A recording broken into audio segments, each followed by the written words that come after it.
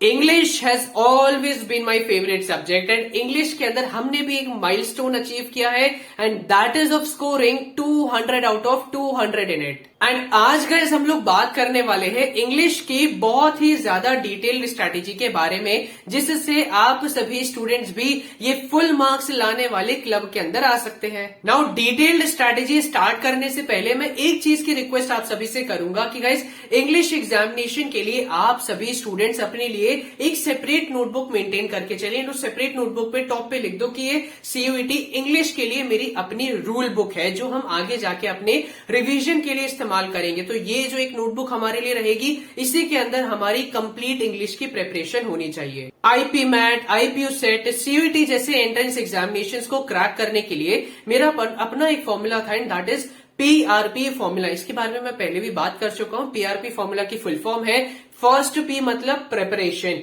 Are मतलब revision and last P का मतलब है प्रैक्टिस। अगर ये तीनों पॉइंट्स में किसी भी एग्जाम की प्रिपरेशन के लिए टिक कर पा रहा हूं, यार मैंने ये तीनों चीजें कंप्लीट कर ली है, तब मुझे लगता था कि यार मैं इस एग्जाम के अंदर अच्छे मार्क्स लाने वाला हूं। एंड फॉर्चुनेटली ये तीनों पॉइंट्स के ऊपर मैं टिक कर पाया था अपने सीयूईटी इंग्लिश के लिए। नाउ गाइस सबसे पहले हम लोग पिलर की बात करते हैं, दैट इज अबाउट प्रिपरेशन। कैसे हमें प्रिपरेशन करनी है अपने ये चार आपके जो सब टॉपिक्स है इंग्लिश के अंदर उसकी।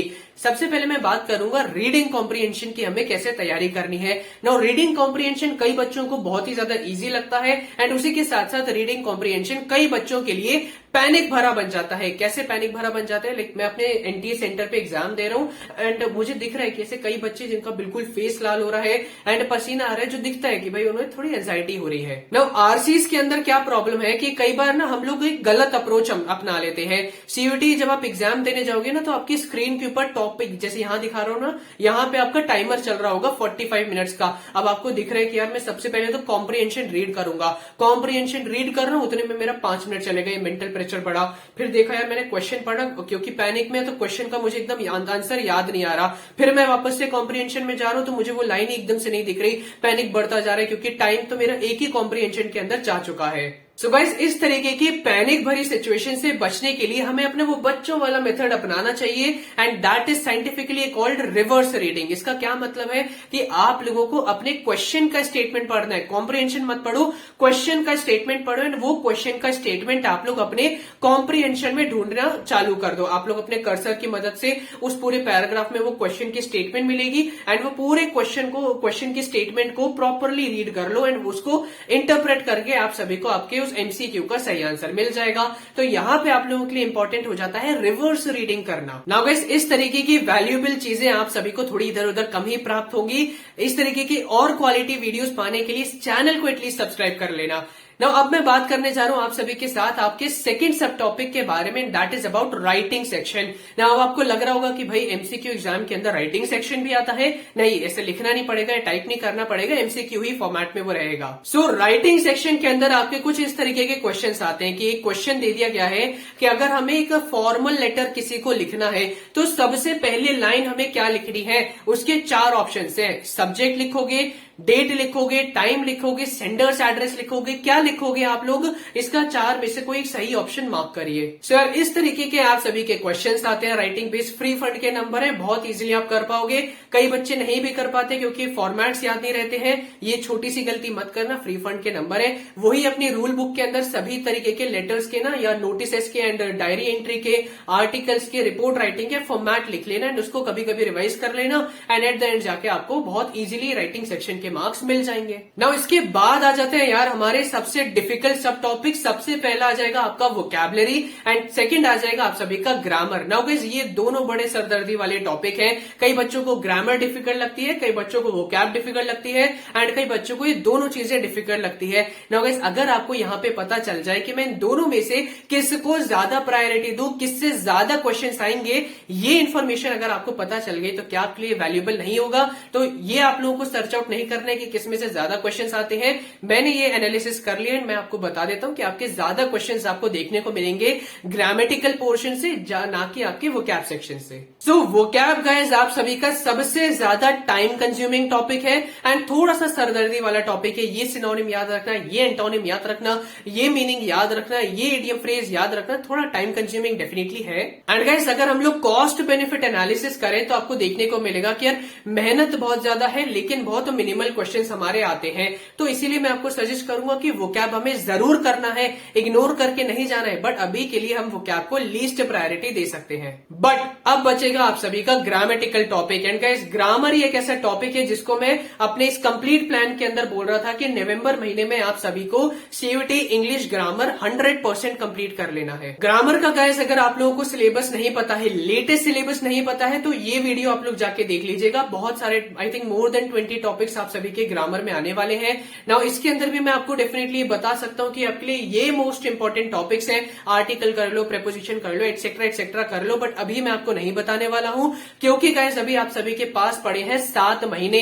15 मई को एग्जाम है, 1 मई को अगर आप मुझसे पूछोगे ये चीज तो मैं आपको बताऊंगा कि एटलीस्ट ये कर लो, लेकिन अभी आपके पास टाइम है तो पूरा सिलेबस कवर करो। नाउ भाई ये ग्रामेटिकल पोर्शन की मैं प्रिपरेशन कैसे करूं, पहला पी के ऊपर मैं टिक कैसे लगाऊं, तो गाइस ये चीज आप लोगों को पहली बात तो खुद पता होगी कि मेरी ग्रामर है कैसी। और अगर आपको नहीं पता चल रहा है कि क्या मेरी ग्रामर स्ट्रांग है या क्या मेरी ग्रामर वीक है, इसके लिए मैं आपको सजेस्ट करूंगा कि आप लोगों को 2023 का एक पेपर सॉल्व कर लेना चाहिए।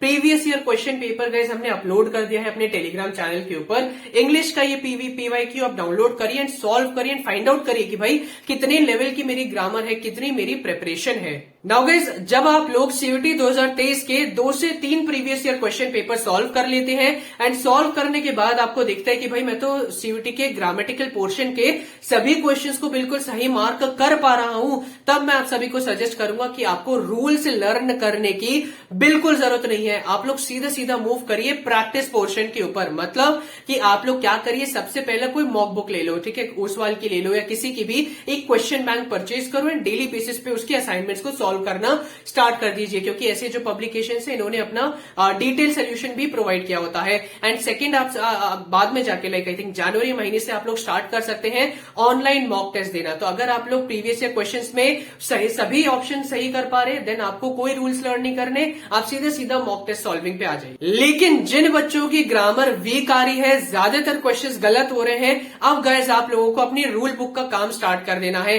तो सबसे पहले यूट्यूब पे जाओ और लिखो basics of tenses for competitive exams, आपके सामने वीडियोस आ जाएंगी एंड बेसिक्स नोट डाउन करना स्टार्ट कर दो विद सॉल्व्ड एग्जांपल्स अपनी रूल बुक के अंदर। फिर जाओ और फिर से यूट्यूब पे लिखो tenses 1 shot for competitive exams and अपनी रूल बुक के अंदर और जो रूल्स बताए जाएंगे टेंसेस के और जो सॉल्व्ड एग्जांपल्स बताए जाएंगे टेंसेस के, उनको नोट डाउन करना स्टार्ट कर दो। एंड ये पूरा प्रोसेस आप सभी अपनाइए अपने हर एक ग्रामर टॉपिक के लिए। सो जिन भी बच्चों को गाइस ये ग्रामर पोर्शन बहुत ही ज्यादा वीक लग रहा है, इसके लिए आप यही काम करिए। रूल बुक के अंदर आप लोग सबसे पहले अपने पूरे के पूरे ग्रामर सिलेबस के टॉपिक्स का बेसिक्स अपना कवर करिए यूट्यूब से एंड देन जाके आप लोग यूट्यूब से ही अपने उन सभी ग्रामर टॉपिक्स के रूल्स भी नोट डाउन कर लीजिए अपनी रूल बुक के अंदर। फिर सैटरडे संडे को बैठिए एंड सैटरडे संडे को बैठ के इस अपनी रूल बुक को प्रॉपर्ली रिवाइज कर लीजिए। लेकिन ऐसे भी कई बच्चे होंगे जिनको लगेगा कि भैया यूट्यूब पे मुझे सामान नहीं मिल रहा है, यूट्यूब पे सही वीडियो नहीं फाइंड आउट हो पा रही है, कोई बुक का नाम हमें बता दो। कोई लिंक नहीं है, कोई ऐसा प्रमोशन नहीं है, सीधा सीधा बता रहा हूं भाई कि लूसेंट जनरल इंग्लिश नाम करके बुक है। अपने कहीं स्टोर पे जाके सबसे पहले देखना इस बुक को कि अच्छा इस बुक के अंदर पहली बात सारे ग्रामर टॉपिक्स कवर हो रहे हैं, क्वेश्चंस कैसे हैं, सारे रूल्स दिए हुए हैं, फिर जाके गाइस आप लोग ये बुक को यूज करना स्टार्ट कर सकते हैं। मतलब मैंने खुद जाके देखी आप सभी के लिए कि आप सभी के सभी ग्रामर टॉपिक्स किस बुक में कवर हो रहे हैं, मुझे इस बुक में कवर होते दिखे, तो मैं आप सभी को सजेस्ट कर रहा हूं कि ये बुक आप लोग ले सकते हो जब आप लोगों का ग्रामर आपको बहुत ही ज्यादा वीक लगे। नाउ इस PRP फॉर्मूला का सेकेंड इंपॉर्टेंट पिलर है that is about revision. Now revision कैसे करनी है उन बच्चों को जिनकी ग्रामर पहली बात बहुत स्ट्रांग है एंड वो लोग अपना रूल से लर्न करने की बजाय अपने मॉक टेस्ट सॉल्विंग के ऊपर ध्यान दे रहे हैं। सो उन सभी स्टूडेंट्स को बनानी है अपनी एक एरर नोटबुक। इस एरर नोटबुक में क्या लिखा जाएगा, आप सभी जो भी क्वेश्चन गलत करेंगे अपने मॉक टेस्ट सॉल्व करते समय वो सभी क्वेश्चंस को अपनी इस एरर नोटबुक के अंदर डाल लीजिएगा। इससे क्या होगा कि आप लोग अपने एग्जामिनेशन के पहले जितने भी क्वेश्चंस आपने गलत किए हैं वो आपने यहाँ पे लिखे हुए हैं, उसका डिटेल एक्सप्लेनेशन भी लिखा है कि यहाँ पे ये मैंने गलती करी है, जिससे आप लोग ये गलतियों को अपने रियल एग्जामिनेशन के अंदर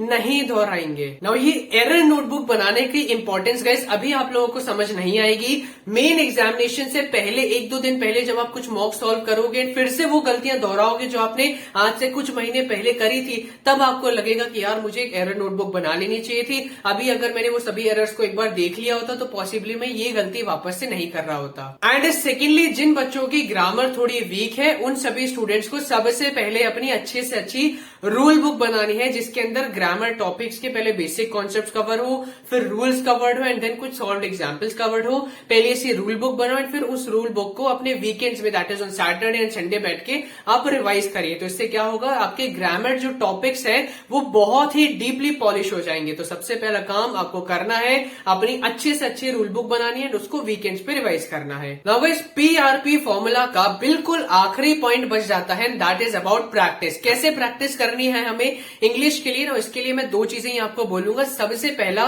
कोई भी मॉक बुक ले लो एंड कोई भी क्वेश्चन बैंक ले लो, जिससे आप लोग अपने एटलीस्ट क्वेश्चन सॉल्विंग स्टार्ट कर दें। एंड सेकंड, जो आप सभी के लिए सबसे ज्यादा इंपॉर्टेंट है, क्योंकि सीयूईटी एग्जामिनेशन फिजिकल पेपर पे नहीं बट ऑनलाइन कंप्यूटर में होने वाला है, उसकी प्रैक्टिस आप सभी के पास होनी चाहिए। बट मैं एक रिक्वेस्ट करूंगा that you people need not to worry about your online test, will definitely make something for you. So online test की आप लोग टेंशन मत लीजिए। आप लोग को एक क्वेश्चन बैंक या कोई भी सैंपल क्वेश्चन पेपर बुकलेट अभी लेके अपनी इंग्लिश की प्रैक्टिस चालू कर सकते हैं। सो आखिरी में गाइस बस मैं ये बोलना चाहूंगा कि बिल्कुल सिंप्लीफाइड स्ट्रैटेजी है। इतना कुछ कॉम्प्लेक्स करके मैंने नहीं बताया कि ये भी करो वो भी करो, ये पढ़ो वो पढ़ो, ऐसे बताऊंगा तो कई बच्चों को प्रॉब्लम हो जाएगी। बिल्कुल सिंप्लीफाइड मैनर में मैंने आप सभी को बताया है।